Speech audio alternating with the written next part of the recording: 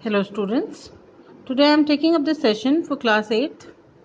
Chapter is the 5th one, data handling, and exercise 5.1 question number 3 I am going to discuss.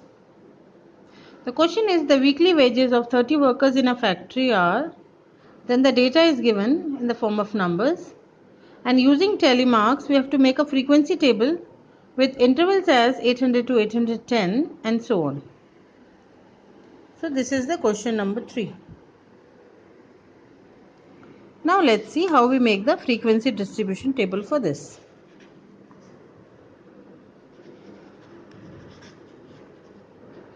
In this frequency distribution table, we have to use the tally marks. So the first column will be class interval, second column will be tally marks, and third column will be frequency, which will be the sum of the total tally marks obtained for each data. Now the class intervals, we have to start with 800 to 810 and then so on. So the class size is of 10 and this will go on 820 to 830, 830 to 840. So we have to keep a gap of 10. We have seen that in the data the highest value is 898. So if we keep the class intervals up to 900, all the data will be falling in between these intervals. Now here one thing to be noted is, since 810 is repeated in two class intervals, it will be counted only in one.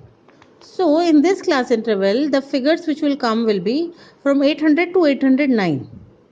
Here 810 to 819 are included. Here 820 to 829 are included. So this means the lower limit is included and upper limit is excluded. To make the class intervals continuous, we have to write it like this, but in this case lower limit is included and upper limit is excluded. That means if I have a data, the value is 810, then it will not fall in this, it will fall in this. So now I will start putting the tally marks.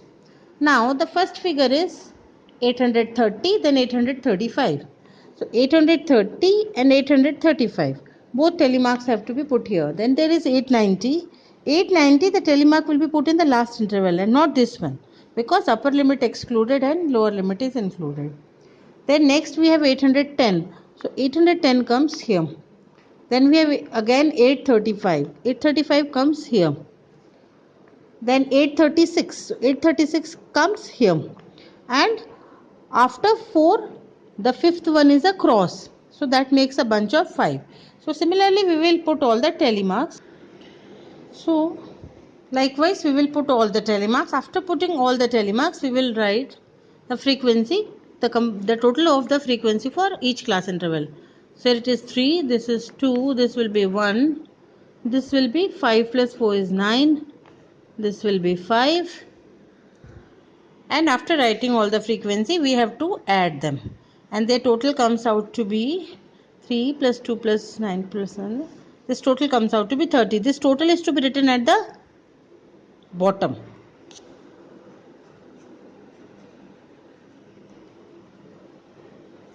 So total and 30. So this is to be written at the bottom. Then only the frequency distribution table is complete. So right from the topic, the 3 columns that we make, and these are the class intervals, then tally marks, and then the frequency and the total at the bottom.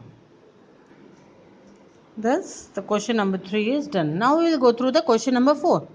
It says that we have to draw a histogram for this data and then we have to answer certain questions. So we will draw the histogram now. So here I have taken a graph sheet